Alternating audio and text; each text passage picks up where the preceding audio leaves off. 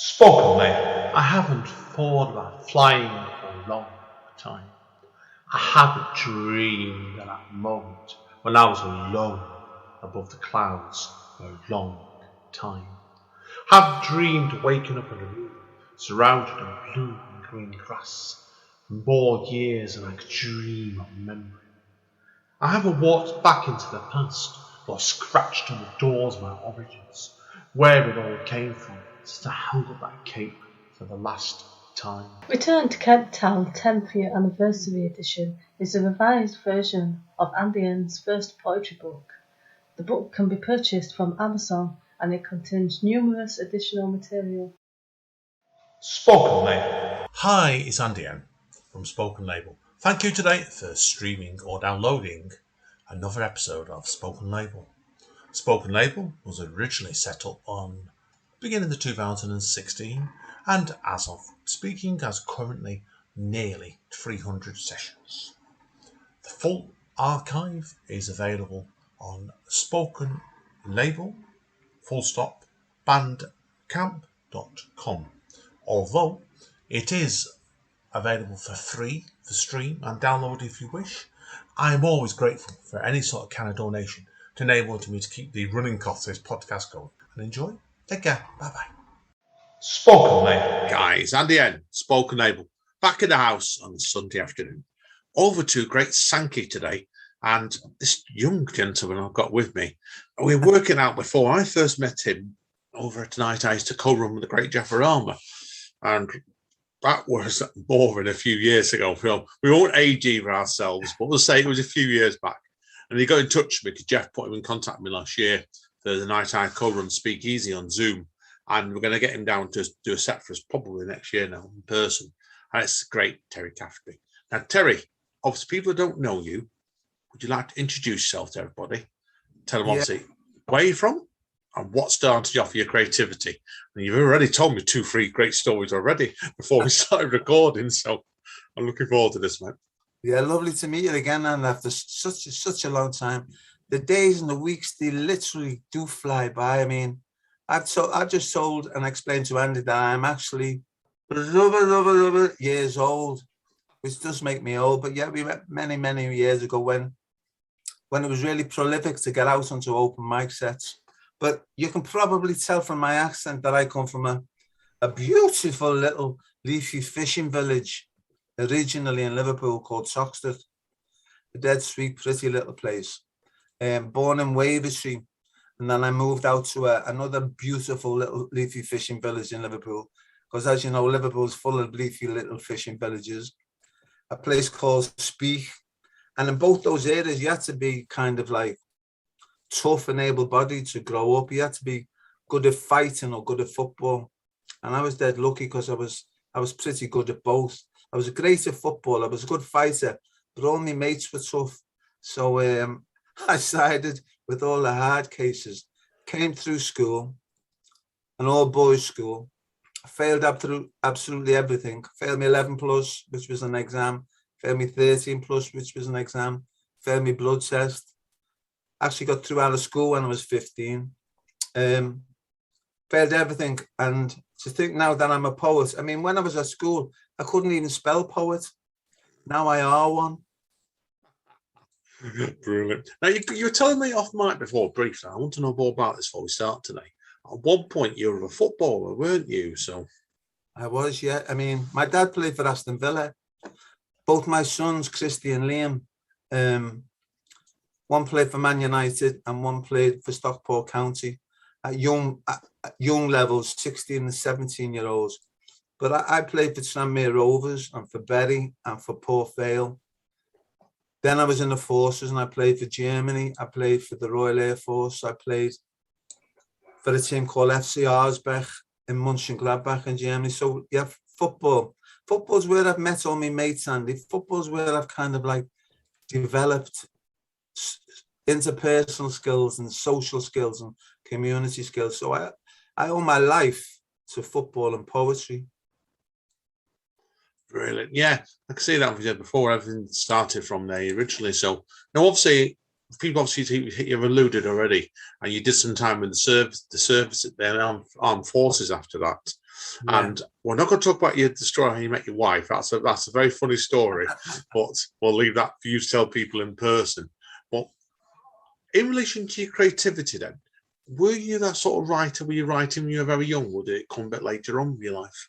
Yeah, no, it's like, this will sound a bit cheesy, this now. It's the Liverpool or the Scouse mentality. And I'm not saying it's only in that region that it happens, but in Liverpool, there is a need for everybody to talk a lot, to think a lot, and make jokes out of lots of things. So I think that was just in my DNA, just being a talkative person. And then I realized it's one thing to tell a story, it's another thing to write it down. And so my background was just like growing up in gangs and sort of tough areas with tough people. And then I realized, well, I can write all these experiences down. And it was my dad. My dad was called Francis Cyril Caffrey, and he came over from Dublin with his best mate, Mick McKevitt. And I think it was my dad who kind of like encouraged me to, he just used to say, write it down, son, write it down. And he never criticized anything at all. And a lot of people aren't ready for criticism, and why should they be? And my dad just used to point at the work, and he just used to say, I like that, I like that, I like that. He never said, write it again, you spelt this wrong, or put this on, or change that, or move that. He just said, I like that. And so that always encouraged me to write more and more and more. So I think I actually started writing from about the age of 17 or 18. And then I won the Bridgewater Award when I was 18 and a half, which was a poetry competition about the Runcorn Bridge. And it was set in Widnes. So I'm winning it. I thought I was on legs, maybe flying then. I thought every poetry competition I'm going to enter now, I'm going to win. And of course I didn't. I won quite a few, but yeah, that was the starting time for me with my dad and about 18 and 19-year-old. Brilliant. No, that's a great story, that one indeed. So now, obviously, you've been telling me obviously a lot. You do a lot. You've told me about how many schools you've taught in over the years, and I want to tell people about the next guy. It's an incredible amount. It shows you how good, not to say performance, it's how good you are with people and children. You told me you've performed at hundreds of schools, haven't you, and taught there as well. Well, this, and again, this will sound like I'm a little bit conceited, but I'm not conceited because yeah, far from that, mate. I'm really not. I'm so used to saying it, but and introducing myself like I have an oral CV. I've worked in 4,500 schools. I've been writing in residence in 30 or more prisons, 20 young offenders institutes, 10, 15, 20 referral centres. And I've worked in every establishment and organisation in the community as a poet and writer that you can think of, from libraries to museums to sheltered accommodation to care homes. All of those places. I've won something like 8 literary awards. I'm the Northwest of England's first author reading champion. I've been writing in residence with the Halley Orchestra for 25 years at the Bridgewater Hall. I take the Royal Ballet, the Welsh National Opera, the Liverpool Philharmonic. Been writing in residence at England's National Football Museum. Been writing in residence at England's National Coal Mining Museum. Been funded by Roald Dahl for like 20 years or more. And blah, blah, blah, blah, blah. I'm so used to kind of like quoting all that and saying to people as like some sort of backup to what you have to, when you're given a little bit of identity about yourself, you had to like back it up with figures. So I'm so used to saying it. And which isn't bad for a boy who couldn't spell and didn't get any sort of certificate or anything. I came back from Germany out the Royal Air Force, and I couldn't get a job.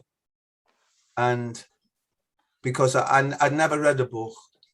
I was 29, never read a book, never won anything academically. So I could not get or pass an interview. So I had to go back to night school at 29.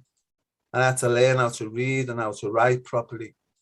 And I took a GCE, an English GCE, and I fell in love with Shakespeare. Shakespeare didn't know I fell in love with him, but I fell in love with him. And as a consequence, I took a GCSE. So at the age of 29, 30, I got my first GCSE, and I like him for Shakespeare and the classics.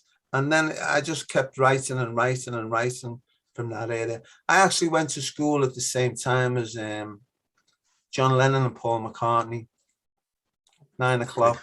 Wow. Now, I might have got you there, Andy. I might have got some of your listeners as well. But the joke is, I went to school at the same time as John Lennon and Paul McCartney. I got it. 9 o'clock. One to think about that, guys. So I'm going to say no comment on that one. Definitely brilliant. I've been looking for this one for a while with you. Definitely that. So now, obviously, the people who don't know you. Now, I've got to ask you. Obviously, you have done one book, and you've done it's on Amazon. It's easy to find. You've also done a number of self-published books as well. Yeah. Obviously, tell people about the one book I found before then, which was "It Wasn't Me, Miss," which was. You said it was published by authors abroad, didn't you? Did that one for you? Published by authors abroad, yeah. It's targeted children from the age of 6 to say 12, and it is a beautiful book, beautifully composed and put together. Now, unfortunately, this is an audio-only podcast one. Terry's now showing us the book, and it does look bloody excellent. It is, and that's one of my sons on the front. And it's one of your sons on the cover. Oh, wow. And I got another son on the back there. Oh, yeah. Oh, brilliant. Inspired by my lads. And the title of the book was actually inspired by our Liam, the younger of my sons. It was a parents' evening at his school. And he was playing football for Man United. So he always had a ball to kick and to juggle. And I was sitting in the car park. I got to the meeting early and I'm sitting in the car park and I'm looking straight ahead and I see my son come out of a door from the school and he's kicking and bouncing the ball and juggling it. And he kicked it. He just whacked it after a while. He booted it really hard. And it flew into the car park and it hit the window of one of the cars and actually cracked the window. And as that happened, another teacher came out of another door, walked over to Liam, started giving him the big finger, telling him off this, that, and that, and that, and that. And I'm watching this happen. And then I seen Liam put his hand behind his back and he said to the teacher, "It wasn't me, miss. It wasn't me." And I thought, what a great title for the book. So, and he goes, "It wasn't me, miss. It was him." And it wasn't him. It was her. And if she said I did it, miss, I didn't. So I wasn't even there. So that's where that book come from. And the book is, it's a great gift to give to somebody, not in a pretentious way, but if they're really aspiring or enjoying poetry at all, my book is that accessible. It's just funny and happy to listen to and to read. So it's easy access to it, and it's something. It's a legacy you can leave. It's just like a testament that exists behind. I think we've just lost you, Terry. 1 second. Still here, all right, Andy. Right, yeah, got you. Right.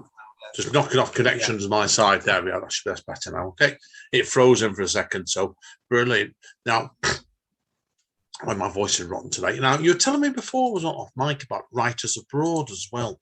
Like, I know you've done some work with them before as well. So tell us about your involvement with that then. Next.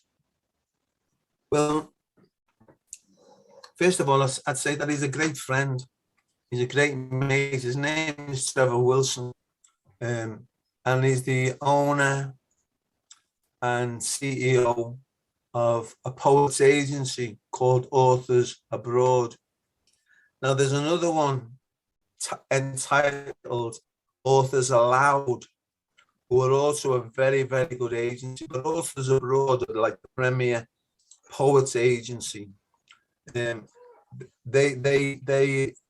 find you work abroad as well as in England. So what you do is, if they like you and you like them, and you both have something to offer each other, as the case was with me, they signed me up, and then the friendships and the relationships built to a degree. Now I probably been with them I think about 10 years now. Basically what you do is they know who you are, they can represent them, and they'll find you bookings. They have a staff of about 6 or 7 telephone staff in the office who are constantly phoning agencies and festivals and schools and saying, listen, we've got such and such a poet. It may be really well. It's and comes to you as who he is. This is what he or she does. This is how much it'll cost. So it's a great booster for anybody looking for work, and it's a great motivator because it forces you to write and stay on top of your game, and because you're as good as the last place you went. So, you know, if you have a crap or a nap day, and someone says, "Oh, I didn't like," everyone's saying that Andy North is great fella, great this, great. But if you have a bad day, the moment someone says, "I seen him and I didn't like him, he was rubbish, this, that, and the other," so you're forced to stay on top of the game. So with Authors Abroad, they book you into this, they pay you, they find you accommodation and everything else, and they also print books for you, which you pay for, and you come to a deal with them. They might take half the price of the, so you might be going into school with 50, 60 books ready for sale. Fantastic. Oh, fantastic. Well, when you worked with them, where did you go abroad? Was there any stories that really stick in your memory about going abroad with them?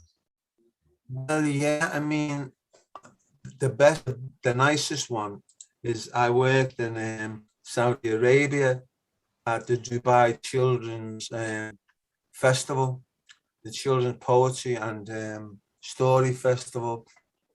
And I had a week in Dubai in one of the biggest hotels there, and I was flown over by I forget what they're called now, the Arabian airline company. But they were flying me over for a week, and I had like 5 days in the festival, and I had 2 days in schools in Dubai. And I thought, well, it might be nice. I'll just try this one. And I asked Authors Abroad if I could take my wife with me, Jackie.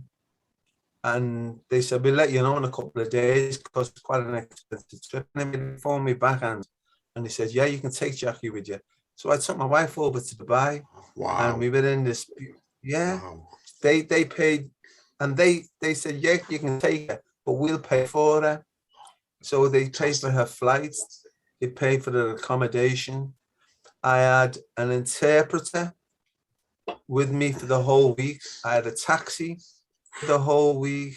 Wow. And I had somebody who knew the venues and places that we were going to. So I had a little team of 3 people working and following me all the way around. And I went into Dubai schools, and then I went into a Dubai centre where this festival was just open plan. And there was little slots all over the place for different performers and writers now. And I was in Vietnam. Again, abroad, they sent me there for a week. Sent to Cambodia for a week. Fabulous. I went on my own there. I went to Jordan. That's right. I went to Jordan as well on my own. My wife came with me again to Vietnam and to Cambodia. That was a week in each, and that was just phenomenal. And the experience was amazing. But I went to Jordan, and this is reading poetry. People said, how are you going to understand your Scouse accent, Terry?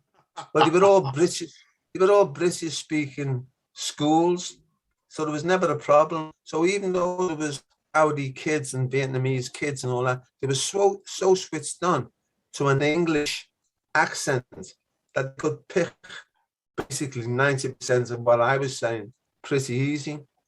So I went to Jordan. I swam in the Dead Sea. I saw the monuments of Petra, and this is all through poetry. Wow. And getting bookings from Authors Abroad. And I went to Germany and I went to America. So yeah, I'm ever so grateful to them and done so well for myself in the poetry and all that. And one of the biggest, I mean, it sounds like I've just come out to blow my own trumpet. I suppose I have in a way, but I write songs. I have some of the opening songs, Olympic Games, that the kids were singing. So I had orchestras playing the songs while the kids were singing the Olympic Games.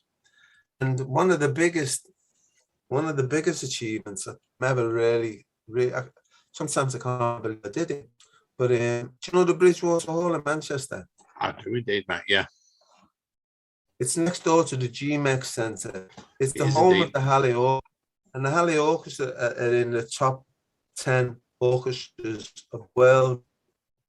And they asked me to narrate Peter and the Wolf for them, because I've been writing in residence at the Bridgewater Hall for 25 years, poet in residence. So they know me really well. I take the orchestra, I get them to write poetry and perform that. So they trusted me. But I don't read music, Andy. I don't read music. So we had an audience of 3,500 people in the main hall, because that's a lot of numbers to get everybody in on seats. So in the main arena in the Bridgewater Hall, there's 2,500 people. I don't read music, but I had to read the script and narrate. So I had to really familiarize myself with when the music stopped and my voice started and when the music began again. And I had to read the story in between all these intermittent bits of music.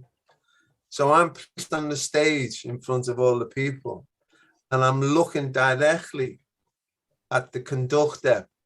So he's playing music, and then he's looking at me, and he's just about to keep nodding his head and going, "Go on, sir, you're in now. Go in, you're in now."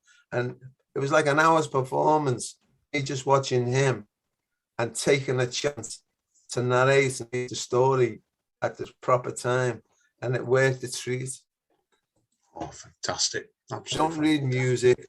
I've written songs, but I would sing them. But I don't write music and I don't read music. I've written lots of songs for lots of different artists, and I would sing it to them, and then they would pick it up from there. But this was something special, to work with an orchestra of the 30 musicians on stage, and to be reading and narrating Peter and the Wolf while they're playing continually to an audience of 3,500. That was quite phenomenal. That. Oh God, yeah, completely, mate. No, brilliant, absolute superb, mate. And that one, kudos to you, definitely that one, mate. Brilliant. Now, how's things been for you over lockdown then? Obviously, like I know you're obviously you're such an active man like you were. I know you've been doing bits of teaching nowadays, haven't you? But have you managed to keep that going over lockdown? Did you?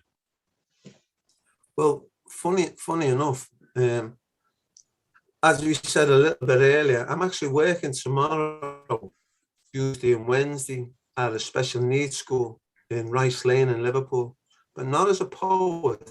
I'm working as a teaching assistant. So I'm actually, and I would advocate this to anybody who's got good interpersonal skills. You don't have to take on the mandate of a teacher, but teachers' agencies are looking for teaching assistants. Now, I'm sure you've been into a lot of schools, and without being disrespectful to teaching assistants, most of the time the jobs are pretty easy to do, where you're line kids up and you take kids for dinner, and you might just be cutting or tracing or reading books to one or two kids, or you might get asked to do a small or particular task to a group of people. So I've started to become like a professional teaching assistant now, getting in touch with agencies who are finding me work left, right, centre. Now, it only pays like £75 a day, but if you're getting 2 or 3 of them a week, there's £150, £200 a week for being a teacher's assistant and actually working in a classroom. So, answering part of your question, yeah, I when the schools were closed, obviously there was nowhere to go, but I stayed fit and all that, or as fit as I could, because I had cancer. I had cancer in 2019, I think, yeah, where they found I had cancer in my arm, and they had to cut 5 inches out of my arm and cut all the lymph glands out to stop the cancer from getting around my body. So I still go for checkups on that. So that's something I'm aware of all the time. And I had a main burst artery at the bottom of my nose where I lost 5 pints of blood. and that was in the last 2 years. And that was just from a bad nosebleed that they couldn't stop. And then they realised and found out it was a burst main artery, so they had to operate and stitch all of that. My voice is actually gone, and I don't breathe. I can't breathe through my nose anymore because of all the work they did inside my nose. They cauterized it, stitched, took bits out. So I have to breathe through my mouth. So I'm talking to you now, and I'm breathing my mouth. I use that air, and then I suck in again because I can't breathe at all through the nose. And sadly, that's affected some of the poems where you have to reach different notes in your voice, and I can't get them anymore. And I could get them 2 years ago, so it's something I had to give up. But I try myself to read and breathe a lot better so I can perform and share my work. Good. Yeah. Good. What plans do you have for the future? Do you have anything lined up at the moment? Any big projects on the go? I started work last Friday for an organisation called Livewire, who are Warrington. No, they're not. They're not. I think they're northwest of England based, not just Warrington based. And Warrington Borough Council asked me would I start running a poetry group. I told you I'm pretty proactive. I've been like that all my life. I can't sit down and do nothing. So I'm always trying to flog myself or find ideas. So I got the idea of finding a venue, hiring the venue, and then bringing advertising that I was going to run some writers' workshops there, and trying to get a core group, a nucleus of about 12 different people to come along each Friday afternoon and pay me £2 or £3 for the privilege of coming to it. And I was going to set that up, but then Livewire found out I was available, and they've set it up for me now. So I'm using their premises on a Friday. Now I've done the last 3 Fridays where I have a dozen ladies and gentlemen over the age of 50 who attend my poetry classes. And I'm just applying to the Arts Council for a grant to sustain it. I mean, Andy, there is so much work outside. When I used to be Warrington's arts officer, I used to phone day centres up and offer them the opportunity of having different people come visiting. And like I phoned the prisons, I phoned Risley Prison, which is the closest prison to me, the education department. And I said I could come into prison on 12 consecutive Monday mornings and run creative writers' poetry workshops in your prison. Are you interested? They would say, yeah. And I'd say, well, this is what it costs you. And this is the end product. And this was what we'll achieve. And they were always happy to take on activities. But it was just targeting the right people, getting to speak to the right people. Because you can send emails as often as you like, but they very rarely ever get to the right person. So use the telephone, see who you need to speak to, and sell them the idea of being a poet that can get other people inspired and motivated and enthused to write. And then you tell them how much it will cost them, and all of a sudden you've got a contract drawn up and you're working again. Yeah, brilliant. No, I see you're such a good, positive person to speak to, Terry. I've got to say that, mate. So it's worth everyone, like I said, definitely speaking to you now. So he's like, you're that sort of guy, and that's what I liked about you whenever it's been years ago. You've got that sort of aura about you. It's positivity, and it's definitely, it shows you're an excellent example of how you can make money. Not just for the sake of making money, making money that gives you a sense of pleasure when you're doing what the work you're doing as well. So excellent, mate. Now, that's unfortunately covered pretty well all my questions I want to ask you today. So we'll let you do the big plug now. If people want to find out more about you, Terry, where are they best going? Well, again, it sounds a bit pretentious, but if you Google Terry Caffrey, this is a great thing. It's like, it's one thing to tell people you're a poet. I've had T-shirts made up now, man. It says I am a poet. Have you really? Oh, fantastic! And I put my name on them and all that. And I wear these badges. Yeah, everyone's wondering that says poet again as well, just to make everybody aware. Brilliant. All over the place. And I'm happy to tell people I'm a poet because you don't meet many poets in real life. But invariably say, no, you're not. No, you're not. And I said, well, Google Terry Caffrey. And the moment they Google, there's 10,000, 20,000 hits. If you Google Terry Caffrey, you can see dozens of videos, hear dozens of poems. You can see, and I've never put anything on the website at all. Everything that's on the website about me and nicely, which is really nice, it has come from other people who are saying some wonderful things about my visits, my poems and all that. So everything on there is legitimate.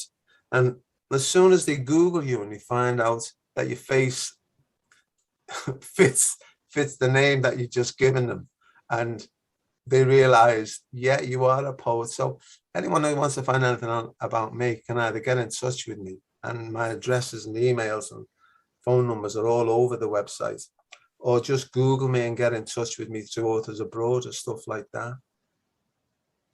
Brilliant. Yeah, I could definitely recommend it. Recommend it. Thank you, Andy. Thank you. And go anywhere, any organization, any age group, any size group, any ability. It doesn't matter. No one ever gets left out. No, I can believe you that, definitely. So, right, well, that's covered everything like I said before we're going to talk about today. So I want to take a quick break now and let Terry come back and read some of his poetry out, because he came. Obviously, Wayne, I said before, we spoke to Richard about 12 years ago, and you came on Speak Easy last year, and you blew me away. You did, and I thought, oh yes, you brought a lot of good memories back. So I want people to hear some new material now. So we're going to take a quick break and let you get as much in as you can for the second half, mate. So it's been tremendous, mate. Cheers, Andy. Are you talking like a 5 or 10 minute break? No, just all we're just going to do is stop this so everyone knows. We stop the recording, let you get composed.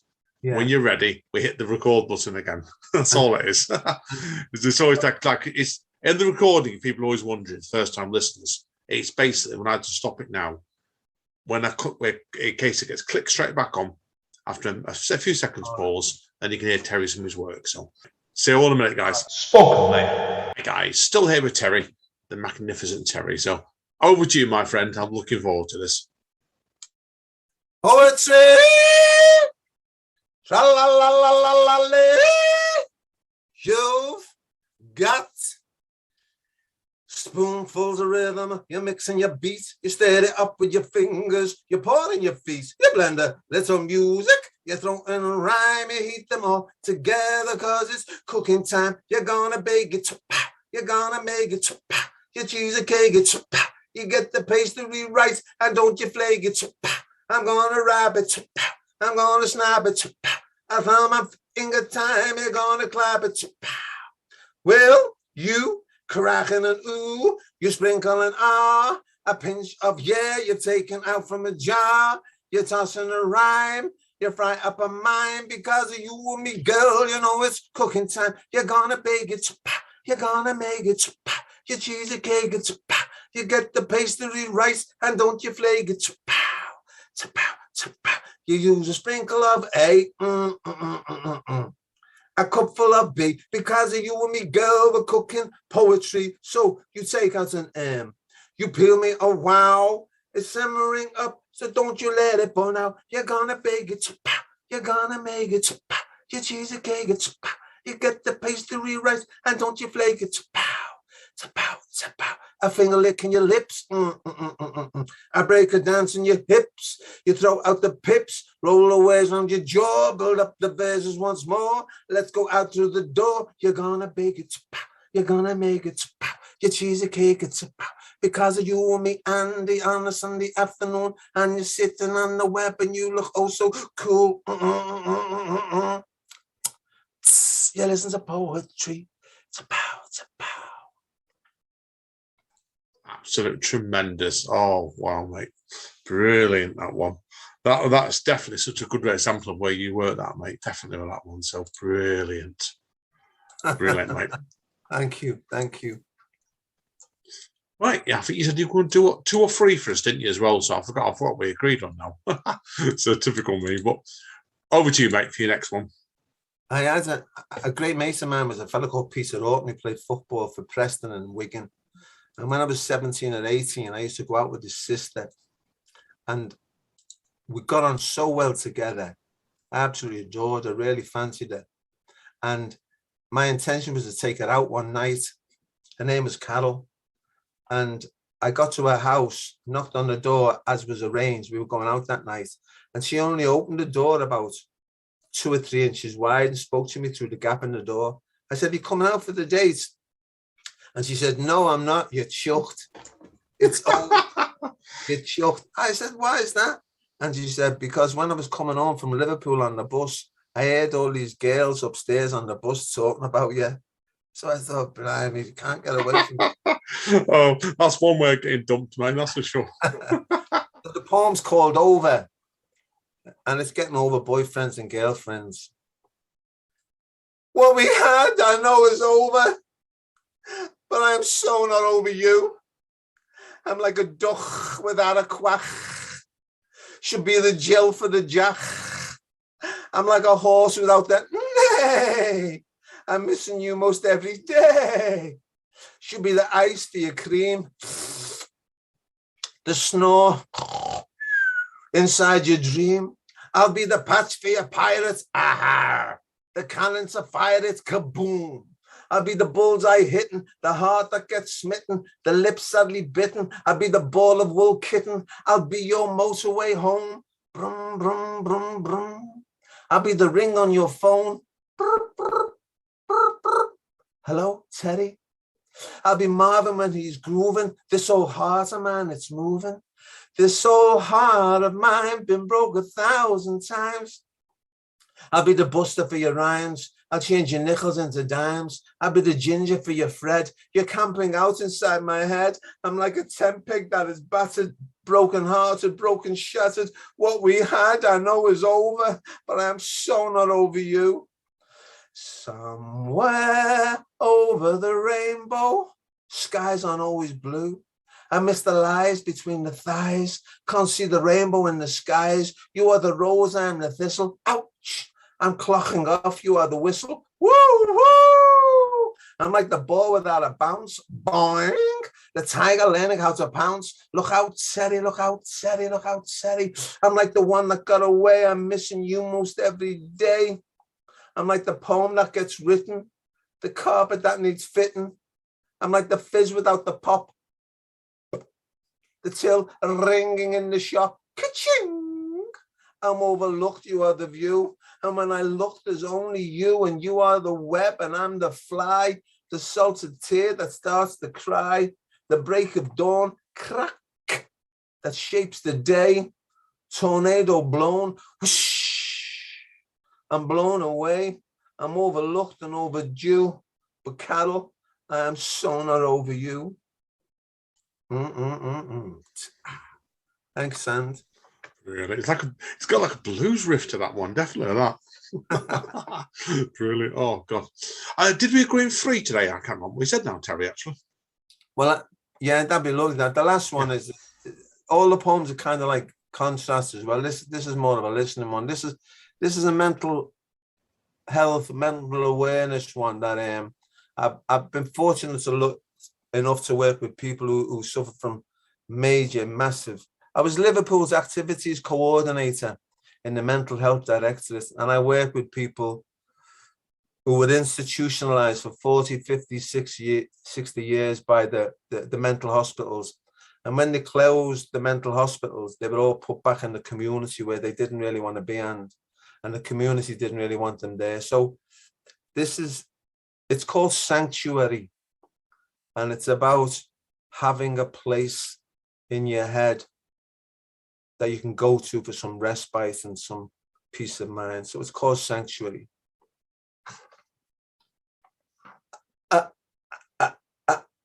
I have an inner shed gardened inside my head, a refuge from a life of toil, a place to go where I can foil the pressures of society that want to clip a part of me and side me down, turn back and prune.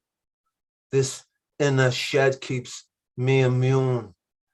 And in this shed inside my head sits empty cups of metaphor, sown seeds upon the barren floor, green Wellingtons and cycle spokes, tomato plants and artichokes, spilled flower pots of similes, worn files of vice and dungarees, and in my shed, inside this head, emotional cobwebs now have spread to hang in silent poetic thread, the germ that needs to put to bed, the roving wheelbarrow and squeaky wheel, filled both with genius and potato peel, a compost heaped in dung and rose, through dusty bench and book composed, and in this shed, inside this head, a harbour safe from raging sea, to anchor words of poetry, to grow the verse and stem the tide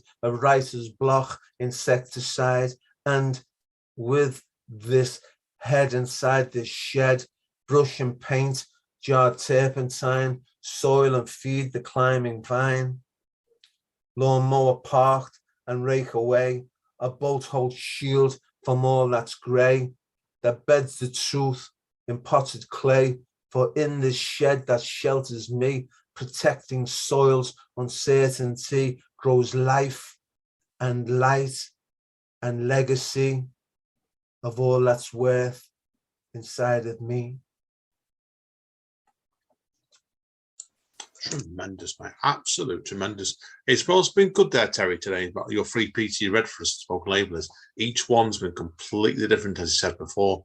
Yeah. And that last one is, it's a great way of finishing off today, that, mate. It's been a pleasure. Absolute pleasure, mate, having you on, mate. So really enjoyed it. Yeah, I can't believe it. The 4 hours have just flown by. Yeah, honestly, that's the outtakes I've had from before, and obviously with Terry's stories, honestly, right?